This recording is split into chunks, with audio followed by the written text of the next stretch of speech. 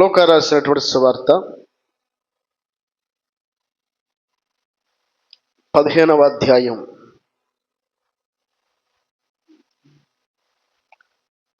లూకా రాసిన సువార్త 15వ అధ్యాయము 11వ వచనం నుండి. మరియు ఆయన ఇట్లనెను, ఒక మనుషునికి 2 కుమారులుండిరి. వారిలో చిన్నవాడు, తండ్రి, ఆస్తిలో నాకు వచ్చు భాగమిమ్మని తన తండ్రిని అడుగగా, అతడు వారికి తన ఆస్తిని పంచిపెట్టెను. కొన్ని దినములైన తరువాత ఆ చిన్న కుమారుడు సమస్తమును కూర్చుకొని దూరదేశమునకు ప్రయాణమైపోయి అచ్చట తన ఆస్తిని దుర్వ్యాపారం వలన పాడు చేసెను. అదంతయు ఖర్చు చేసిన తరువాత ఆ దేశమందు గొప్ప కరువు రాగా వాడు ఇబ్బంది పడసాగి వెళ్ళి ఆ దేశస్థులలో ఒకని చెంత చేరెను. అతడు పందులను మేపుటకు తన పొలములోనికి వానిని పంపెను. వాడు పందులు తిని పొట్టుతో తన కడుపు నింపుకొన ఆశపడిను గాని ఎవడును వానికేమీ ఇయ్యలేదు. చాలండి. ఈ వృత్తాంతము మనందరికీ తెలిసినటువంటి వృత్తాంతమే. యేసుక్రీస్తు ప్రభుల వారు ఈ భూలోకంలో తాను 33.5 సంవత్సరాల కాలము జీవించిన వాడై 3.5 సంవత్సర కాలంలో తన యొక్క పరిచర్య చేస్తూ వచ్చాడు. ఆ పరిచర్యలో భాగంగా అనేకులను ఆయన వైపు త్రిప్పుటకు చాలా అర్థవంతమైనటువంటి కొన్ని వృత్తాంతాలను ఆయన గుర్తు చేస్తూ వచ్చాడు. కొన్ని ఉపమానాలను గుర్తు చేస్తూ వచ్చాడు. బాగా అర్థమవ్వడానికి, మనుషులకు ఆ మాటలు చాలా స్పష్టంగా వారి హృదయాల్లోకి చేరడానికి ఆయన చాలా ఉపమానాలను చెప్తూ వచ్చాడు. చాలా సందర్భాల్లో ఆయన ప్రజలకు అర్థమయ్యేటువంటి విషయాలను బోధిస్తూ వచ్చాడు. అయితే ఇక్కడ ఉన్నటువంటి ఈ వృత్తాంతమును మనం కనుక ఆలోచన చేసినట్లయితే ఆయన తన యొక్క హృదయంలో ఉన్నటువంటి ఆలోచన యావత్తును ఇక్కడ మనకు కనపరుస్తూ ఉన్నాడు. తండ్రి యొక్క ప్రేమను కనపరచడానికి ఈ వృత్తాంతమును జ్ఞాపకం చేస్తూ ఉన్నాడు. ఇక్కడ మనం ఒక ఆలోచన మనం చూసినట్లయితే, ఒక మనిషినికి 2 కుమారులు ఉన్నారు. చాలాసార్లు మనం వింటూ ఉంటాం. ఆ 2 కుమారుల్లో చిన్న కుమారుడు అనబడేటువంటి వ్యక్తి గురించి ప్రారంభంలో రాయబడింది. ఆ చిన్న కుమారుడికి ఇచ్చినటువంటి స్వేచ్ఛ చాలా గొప్పది. ఎక్కడైనా కానీ కుటుంబంలో తల్లిదండ్రులు పెద్దవాళ్ళ మాట వింటారా, లేకపోతే చిన్న పిల్లల మాట వింటారా? అంటే పిల్లలు 2 ఉన్నారు, పెద్ద కొడుకు చిన్న కొడుకు ఉన్నారు, లేకపోతే పెద్ద కూతురు చిన్న కూతురు ఉంది. చిన్న కొడుకు మాట వింటారా, పెద్ద కొడుకు మాట వింటారా? సహజంగా ఎక్కువగా ఆసక్తి ఎవరి మాటల మీద నిలుపుతారు? చిన్న కొడుకు మీదో చిన్న కూతురి మీదో వారి యొక్క ఆప్యాయత, వారి యొక్క అనురాగము, వారి యొక్క మమకారమును తెలియపరుస్తూ ఉంటారు. చిన్నపిల్లలు సహజంగా ఆ ఇంటిలో కుటుంబంలో చిన్నవాళ్ళు ఉన్నటువంటి వారు చాలా గారాబం చేస్తాము. వారిని చాలా అడిగిందల్లా తీసివ్వడానికి మనం ప్రయత్నం చేస్తూ ఉంటాం. వారు కోరింది, వారు ఆశించిన దాన్ని వారికి ఇవ్వడానికి మనం ఎంతో ప్రయత్నం చేసి వారికి కావలసిన వాటి కొరకైనటువంటి కొన్నిసార్లు పెద్ద పిల్లల్ని కొన్నిసార్లు మనం పక్కన పెట్టేసి ఆ చిన్న పిల్లల మీదే మన కన్ను దృష్టి, మన మనస్సును నిలుపుతాం. ఇక్కడ తండ్రిగా పిలువబడుతున్నటువంటి తండ్రి చిన్న కుమారుడు మొత్తానికి తెలుసో తెలియకో ఒక ఆలోచనకు వచ్చాడు. వచ్చినటువంటి ఈ ఆలోచనలో తండ్రికి తెలుసు అతని యొక్క ఆలోచన సరైనది కాదు అని. మొత్తానికి చిన్న కొడుకు చేస్తున్నటువంటి ఆ ఇసుకు పుట్టే వరకు అతడు చేసినటువంటి ఆ యొక్క మాటలను బట్టో, లేకపోతే తన యొక్క క్రియలను బట్టో, తన యొక్క ఆలోచన బట్టో మొత్తానికి తండ్రి మాత్రం చిన్న కుమారుడి యొక్క మాటను త్రోసివేయలేక తండ్రి చిన్న కుమారునికి యొక్క ఆలోచనను అంగీకరించిన వాడై చేసిన పని ఏంటి అంటే, తన ఆస్తిలో కావాల్సిన భాగమంతటిని కూడా కుమారుడు అడిగాడు. అడిగినటువంటి మాటను తండ్రి అంగీకరించాడు. అంగీకరించినప్పుడు కుమారుడు చేస్తున్న పని ఏంటి అంటే, తనకున్నటువంటి మిడిమిడి జ్ఞానముతోటి, తనకున్నటువంటి తెలివితోటి, తనకున్నటువంటి ఆలోచన బట్టి ఏదో చేద్దామని బయలుదేరినటువంటి ఆ వ్యక్తి, చెయ్యాలనుకునేటువంటి పని కొరకైనటువంటి ఆలోచన కలిగిన వాడు, ఇక్కడ ఉంటే వల్ల కాదు, ఇక్కడ ఉంటే అందరూ డిస్టర్బ్ చేస్తారు, ఇక్కడ ఉంటే అందరూ కూడా నా వైపే గమనిస్తూ ఉంటారు, కాబట్టి ఎవరు నాకు తెలిసిన వారు కనబడకున్నటువంటి ప్రదేశానికి నేను వెళ్ళిపోవాలి అని అనుకున్నా. పూర్తి స్వేచ్ఛ కావాలని కోరుకున్నా. నన్ను ఎవరు కదిలియకూడదు, నన్ను ఎవరు అడగకూడదు, నన్ను ఎవరు పట్టించుకోకూడదు, నా పని ఏదో నేను చేసుకోవాలి, నన్ను ఎవరు కూడా ప్రశ్నించడానికి వీలు లేదు అన్న భావంతో ఎక్కడికి వెళ్ళాడు? దూరదేశము వెళ్ళాడు అని రాయబడిందండి. వెళ్ళినటువంటి ఈ వ్యక్తి చేసిన పని ఏంటి అంటే, అతడు చేసినటువంటి పని తనకు తెలియకుండానే దుర్వ్యాపారంలో తనకున్నటువంటి ధనమంతటిని కూడా ఖర్చు పెట్టేశాడు. దుర్వ్యాపారము అంటే చెడ్డ పనులకు, చెడ్డ ఆలోచనలకు, చెడ్డ కార్యములకు తన దగ్గర ఉన్నటువంటి ధనమంతటిని, వ్యయమంతటిని, తన దగ్గర ఉన్నటువంటి సంపదనంతటిని కూడా తీసుకెళ్ళి పాడు చేసుకున్నాడు. వెన్ను తిరిగి చూద్దామన్నటువంటి ఆలోచన లేదు. అయ్యో ఈ డబ్బులు నా దగ్గర అయిపోతే నా పరిస్థితి ఏమవుతుంది అన్నటువంటి ఆలోచన లేదు. తండ్రితోటి తెగదెంపులు చేసుకుని వచ్చాను, నానబడేటువంటి వారికి నేను దూరంగా ఉన్నాను, కాబట్టి చాలా జాగ్రత్తగా బతకాలి అన్న ఆలోచన లేనివాడి దుర్వ్యాపారంలో ఖర్చు పెట్టి దూరదేశంలో తనకి ఇష్టం వచ్చినట్లుగా బ్రతకడానికి ఇష్టపడ్డాడు. కూర్చుని తింటే కొండైనా కరిగిపోతుందా లేదా?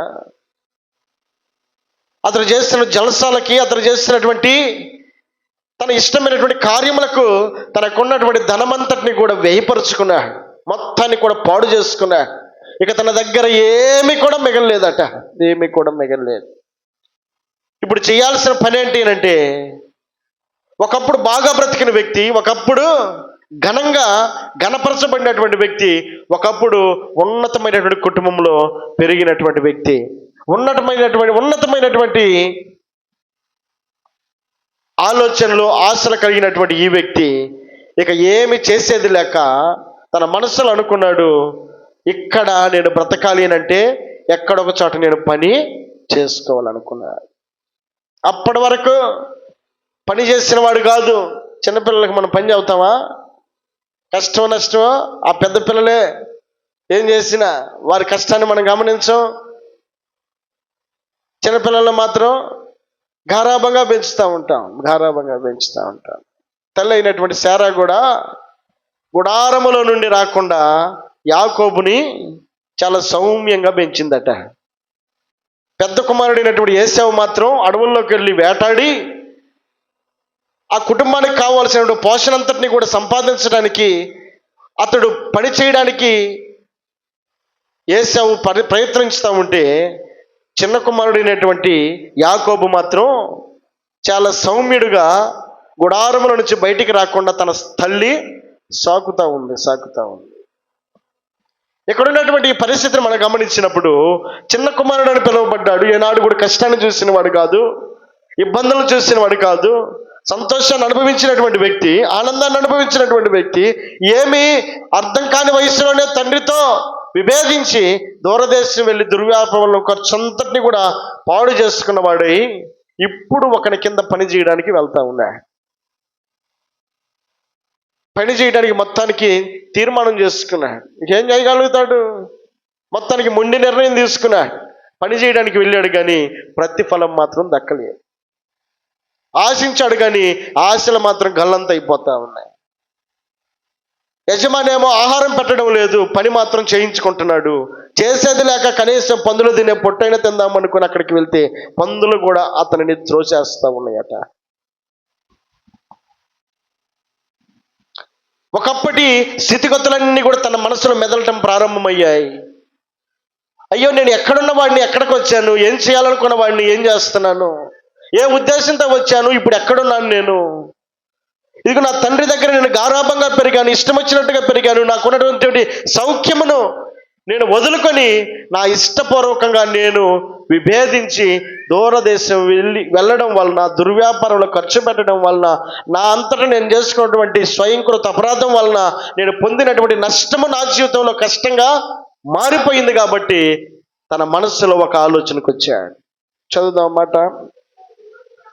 అయితే అదండి ఏమొచ్చిందంట, బుద్ధి లేనప్పుడు ఇష్టాన్ని నెరవేర్చుకోవడానికి ప్రయత్నించాడు.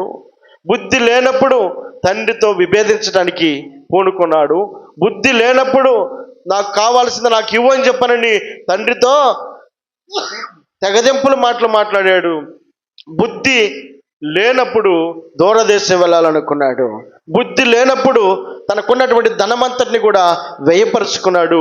బుద్ధి లేనప్పుడు తనకున్నటువంటి సంపదనంతటిని కూడా దుర్వ్యాపారంలో ఖర్చు పెట్టుకున్నాడు. వెనక ముందు ఆలోచన తెలియనటువంటి సమయంలో తనకిష్టమైనట్లుగా ప్రయాణము చేసినటువంటి ఈ వ్యక్తికట ఒకానొక దినాన బుద్ధి వచ్చిందట. బుద్ధి వచ్చి ఏం చేస్తున్నాడు ఇప్పుడు? నా తండ్రి యొద్ద ఎంతో మంది కూలివాండ్రకు అన్నము సమృద్ధిగా ఉన్నది, నేనైతే ఇక్కడ ఆకలికి చచ్చిపోవుచున్నాను. నేను లేచి నా తండ్రి యొద్దకు వెళ్ళి, తండ్రి, నేను పరలోకమునకును విరోధముగాను నీ ఎదుటను పాపము చేసి తిని. చాలండి. ఇది దేవుడు గమనించేటువంటి గొప్ప ఆలోచన. చిన్న కుమారుని యొక్క మనసులో వచ్చినటువంటి ఆలోచన. బుద్ధి లేనప్పుడు ఇష్టం వచ్చినట్లుగా ప్రవర్తించిన వ్యక్తి, బుద్ధి లేనప్పుడు కన్ను మిన్ను తెలియకుండా ప్రవర్తించినటువంటి వ్యక్తి, బుద్ధి లేనప్పుడు తన ఇష్టాన్ని నెరవేర్చుకోవడానికి ప్రయత్నించినటువంటి ఈ వ్యక్తి బుద్ధి వచ్చిన తర్వాత తన మనస్సులో వచ్చిన ఆలోచన ఏమిటంటే, నేను నా తండ్రి యొద్ద, నా తండ్రి ఇంటికి వెళ్ళి అంటున్నాడండి. ఇప్పుడు ఎక్కడికి వెళ్ళాలనుకుంటున్నాడు తెలుసా? బుద్ధి వచ్చినప్పుడు తండ్రి ఇంటికి వెళ్ళాలి. ఒకప్పుడు తండ్రి నుండి వెళ్ళిపోవాలని కోరుకున్నాడు. తండ్రితో సంబంధం వద్దనుకున్నాడు. తండ్రితో నాకేం అవసరం లేదనుకున్నాడు. తండ్రితో నాకేం మాత్రం కూడా అవసరము లేదనుకున్నటువంటి ఈ కుమారుడట బుద్ధి వచ్చిన తర్వాత తన మనసులో మెదిలినటువంటి మొట్టమొదటి ఆలోచన ఏమిటంటే, నేను నా తండ్రి ఇంటికి వెళ్ళాలి అని అనుకున్నాడు. రెండవది తన మనసులో వచ్చినటువంటి ఆలోచన ఏమిటంటే, నేను లేచి నా తండ్రి వద్దకు వెళ్ళి, తండ్రి, నేను పరలోకమునకును విరోధముగాను నీ ఎదుటను అదండి పాపము చేసి తిని. ఆజ్ఞ అతిక్రమమే, తండ్రి చిత్తమును నెరవేర్చకపోవడమే, తండ్రి ఆలోచన ఎరిగి ఉండకపోవడమే, తండ్రి యొక్క ఆలోచన గ్రహించకపోవడమే, తండ్రి మనస్సును తెలుసుకొనకపోవడమే, తండ్రి యొక్క చిత్తమేమైందో తెలుసుకొనకపోవడమే, అది పాపము మన జీవితాల్లో ఏలుబడి చేస్తూ ఉంది. కుమారుని జీవితంలో ఒకప్పుడు పాపరహితంగా బ్రతికినటువంటి ఈ వ్యక్తి, ఏ దోషము తనలో లేనటువంటి ఈ వ్యక్తి తండ్రి ఇంటి నుండి వెళ్ళిపోయిన తర్వాత, దుర్వ్యాపారంలో ఖర్చు పెట్టిన తర్వాత, ఆస్తంతటిని పోగొట్టుకున్న తర్వాత, తన నష్టాన్ని తన కళ్ళారా చూసిన తర్వాత, తన మనసులో వచ్చిన ఆలోచనకు అతడు లోనై వాడి చేసిన పని, నేను నా తండ్రి ఇంటికి వెళ్ళాలి.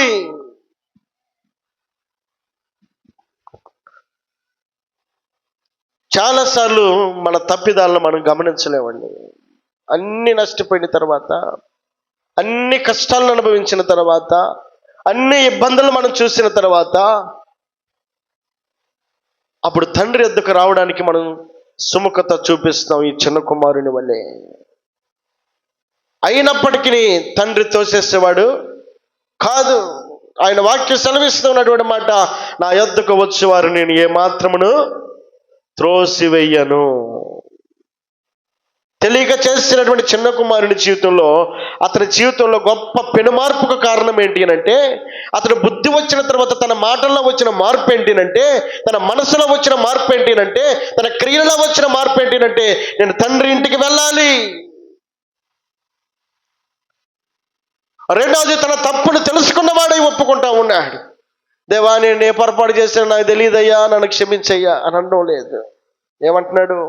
తండ్రి, నేను పరలోకమునకును విరోధముగాను నీ ఎదుటను నేను పాపము అదండి పరలోకమునకు విరోధముగాను నీ ఎదుట నేను పాపము చేశాను. సుస్పష్టముగా తన పాపమును ఒప్పుకోవడానికి అతడు ఇష్టపడతా ఉన్నాడు. దేవుని యొక్క వాక్యం సెలవిస్తున్నటువంటి మాట ఏమిటంటే, మన నోటి మాట బయటకు రాకమునిపే మనలను ఎరిగినవాడు ఆయన, మన ముందు మన వెనక ఆవరించినవాడు ఆయన. మనము చీకటిలో ఉండి ఆయన ఎవరు చూడడం లేదని మనం అనుకుంటాం. ఆయనకి చీకటి అయినను ఆయనకు వెలుగుగా ఉంటుందట, వెలుగుగా ఉంటుంది. ఆ మనసులో వచ్చినటువంటి మార్పు ఆయన గమనించే దేవుడు అయి ఉన్నాడు. ఆయన ఆలోచన చేసేది వాడై ఉన్నాడు. రాత్రికాల సమయంలో దేవుని వాక్యం సెలవిస్తూ ఉంది, చిన్న కుమారుడికి బుద్ధి వచ్చింది కనుక తండ్రి ఇంటికి వెళ్ళాలనుకున్నాడు. బుద్ధి వచ్చింది కనుక, దేవా నేను ఈ పాపం చేశాను, నేను ఈ పొరపాటు చేశాను, నేను ఈ తప్పు చేశాను అనేటువంటి ఆలోచన గ్రహింపుకు చిన్న కుమారుడు తన మనస్సును మార్చుకున్నవాడై ఉన్నాడు.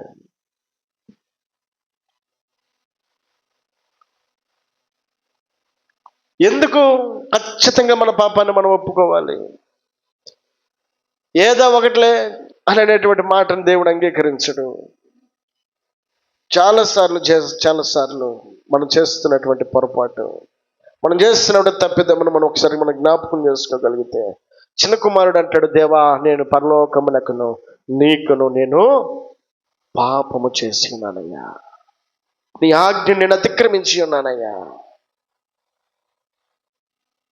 అక్కడ ఒక మాట జ్ఞాపకం చేసుకుందాం. యోహాను రాసినటువంటి మొదటి పత్రిక 1వ అధ్యాయం 9వ వచనంలో,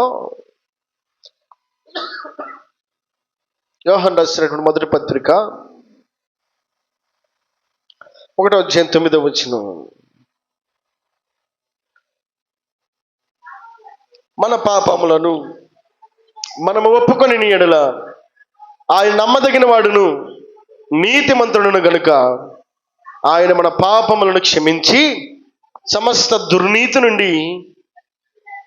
అదండి ఎందుకు మనం ఒప్పుకోవాలి? ఎందుకు మనం ఖచ్చితంగా మన తప్పిదాలను మనం ఒప్పుకోవాలి? ఎందుకు మనము సుస్పష్టముగా ఆయన ఎదుట మన పాపములను ఒప్పుకోవాలి?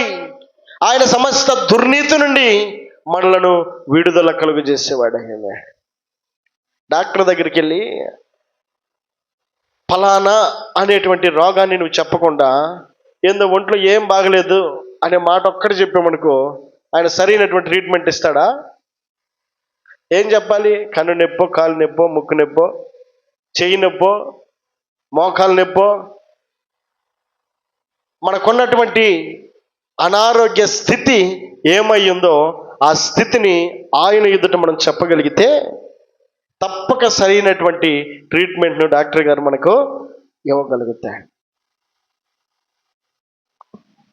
దేవుని వాక్యం ఏమైనా సెలవిస్తూ ఉందనంటే, ఒక మాట జ్ఞాపకం చేసుకుందాం. ఇక్కడ చదివినటువంటి ఈ మాట మనం చూస్తే, ఆయన మన పాపములను మనం ఒప్పుకొని ఎడల ఆయన నమ్మదగిన వాడును నీతిమంతుడును కనుక ఆయన మన పాపములను క్షమించి సమస్త దుర్నీతి నుండి మనలను పవిత్రులునిగా చేయును.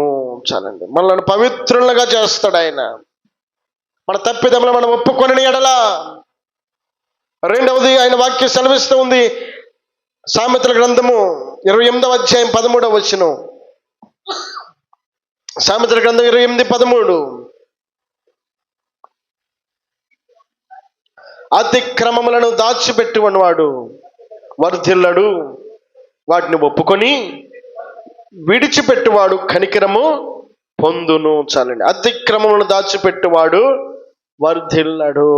దాచిపెట్టుకోకూడదట.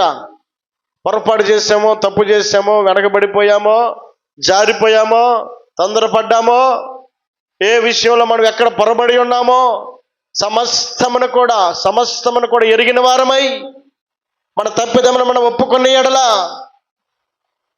దేవుని వాక్యం ఏమని సెలవిస్తూ ఉంది? ఆయన నమ్మదగిన వాడు నీతిమంతుడు కనుక సమస్త దుర్నీతి నుండి మనకు పవిత్రులుగా చేస్తాడట. సమస్త దుర్నీతి నుండి మనలో ఉన్న కల్మషమును కడిగి వేస్తాడు ఆయన.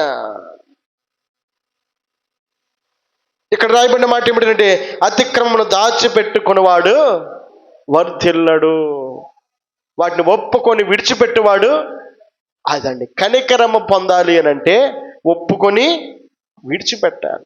అయ్యా, ఒప్పుకోవడం అంటే ఏం ఒప్పుకోవాలి? ఏది చేసామో, ఏ పొరపాటు అన్నామో, ఏ తప్పుదోవలో నడిచామో, ఏ అతిక్రమానికి మనం అవకాశం ఇచ్చామో. దేవుని వాక్యం సెలవిస్తా ఉంది, అతిక్రమంలో దాచిపెట్టుకున్న వాడు వర్ధిల్లాడు. దాన్ని ఒప్పుకొని విడిచిపెట్టుకున్న వాడు కనికరము పొందును. కనికరము పొందడానికి అవకాశము మన అతిక్రమలు మనం ఒప్పుకొని విడిచిపెట్టాలని. సమస్త దుర్నీతి నుండి మనం పవిత్రులుగా మార్చబడ్డానికి మన పాపములను మనం ఒప్పుకొని విడిచిపెట్టాలి.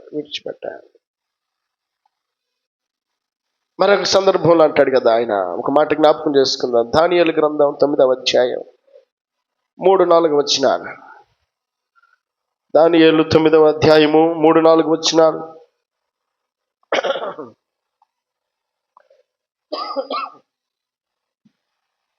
దానియేలు గ్రంథము 9వ అధ్యాయం 3-4 వచనాలు.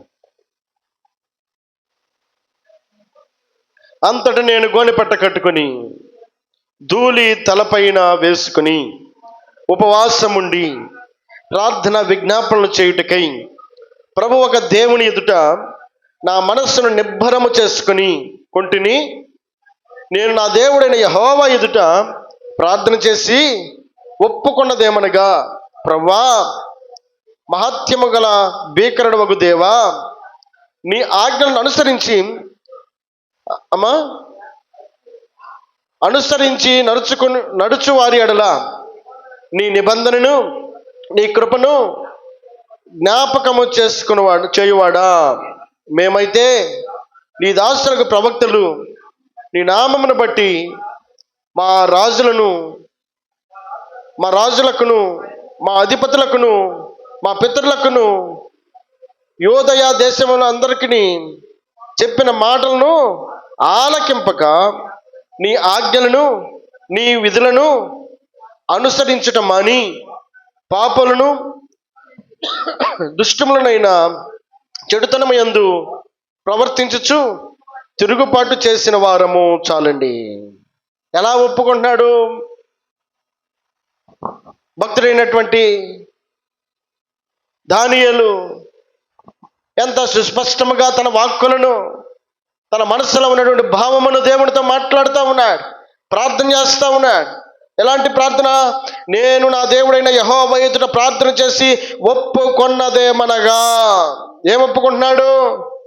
మేమైతే నీ దాసులమగు ప్రవక్తలు నీ నామమును బట్టి మా రాజులకు మా అధిపతులకును మా పితరులకును యోదయ దేశములందరికీ చెప్పిన మాటలను మేము ఆలకించలేదయ్యా. నీ దాసులు చెప్పిన మాటలు మేము ఆలకించలేదు అంటున్నాడు.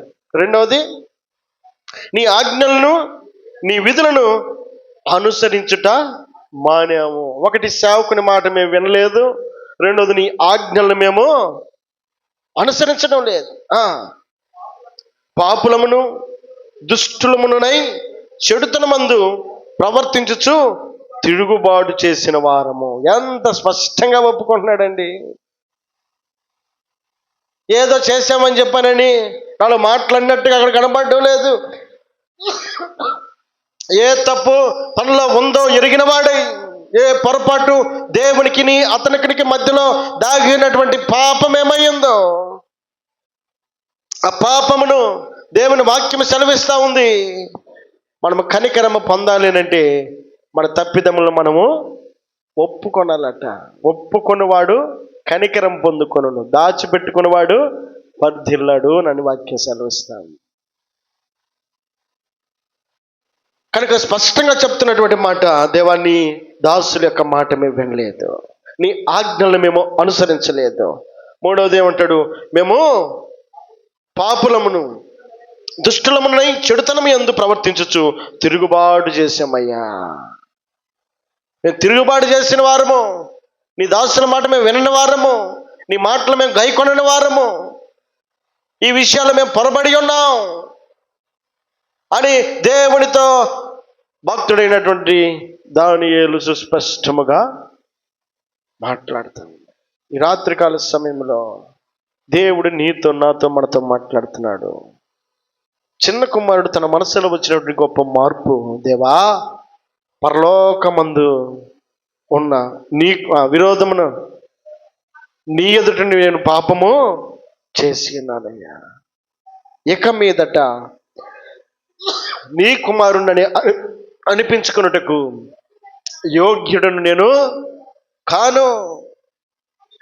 నన్ను నీ కూలివాణిలో ఒక్కనిగా పెట్టుకొనమని అతనితో చెప్పుదుననుకొని లేచి తండ్రి వద్దకు వచ్చెను.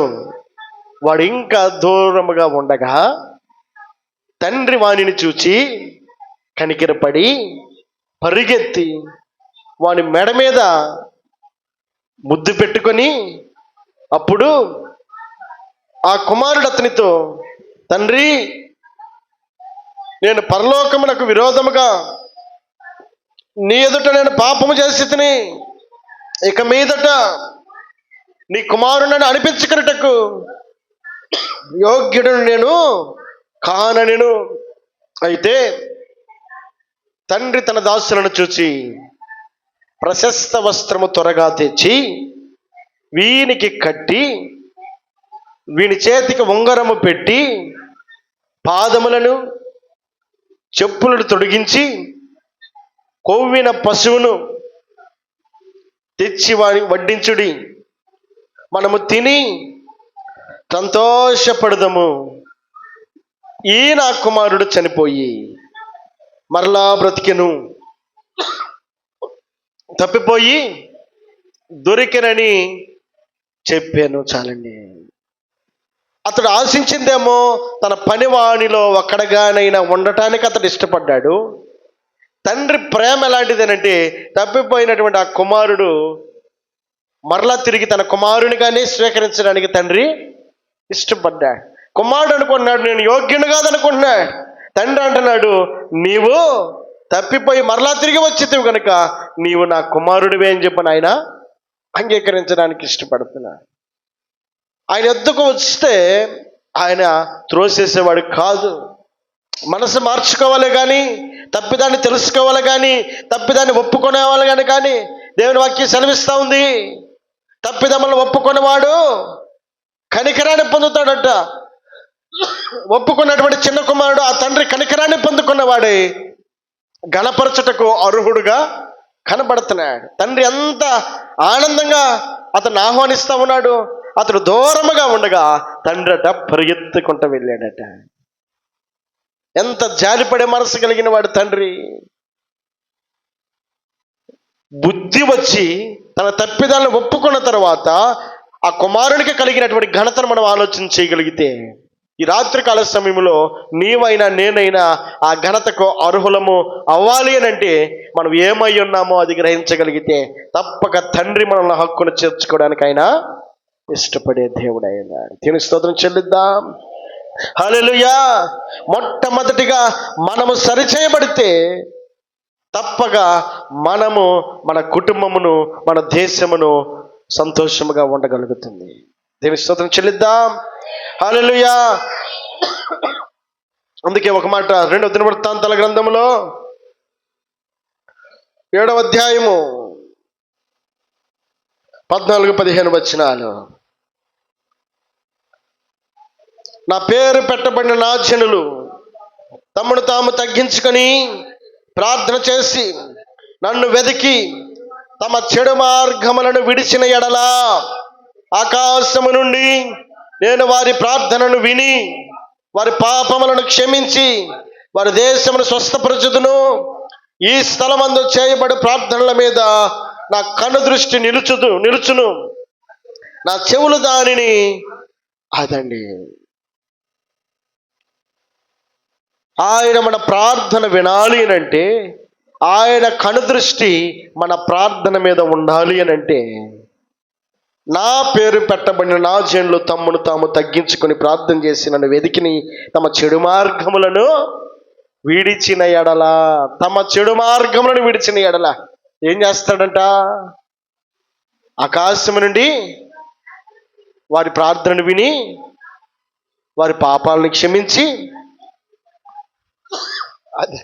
అదండి వారి దేశమనే స్వస్థపరుస్తాను అంటున్నాడు. ఈ రాత్రికాల సమయంలో నీవైనా నేనైనా మనం చేసే ప్రార్థన మన కుటుంబానికి ఆశీర్వాదకరంగా మార్చబడుతుంది. మనం చేసే ప్రార్థన మన దేశమునకు ఆశీర్వాదకరంగా మార్చబడుతుంది. ఈ రాత్రికాల సమయంలో మనం ఏమై ఉన్నామో గ్రహించగలిగితే, నా పేరు పెట్టబడి నా జనులు తమను తాము తగ్గించుకొని మరి పాపమును ఒప్పుకొని విడిచిపెట్టిన ఎడలా అని అంటున్నాడండి. మనం ఒప్పుకొని విడిచిపెడితే దేవుని కనికరాన్ని పొందగలుగుతా. ఆ కనికరము మన దేశం మీద నిలిచి ఉంటుంది, మన కుటుంబం మీద నిలిచి ఉంటుంది, మన ప్రతి పనుల మీద నిలిచి ఉంటుంది. ఆ ఆశీర్వాదము మనము కన్నులారా చూడడానికి అది అవకాశముగా మార్చబడుతుంది. రాత్రికాల సమయంలో చిన్న కుమారుడు తాను చేసిన పొరపాటు తన జీవితం ఆశీర్వాదకరంగా మార్చబడడానికి కారణమైంది. ఈ రాత్రికాల సమయంలో నువ్వు చేసిన పొరపాటు, నేను చేసిన పొరపాటు మన కుటుంబం ఆశీర్వాదకరంగా ఉండటానికి, మన దేశం ఆశీర్వాదకరంగా ఉండటానికి కారణముగా ఉండాలి అంటే తప్పక మనం ఒప్పుకొని విడిచిపెట్టే వారమై ఉండాలి.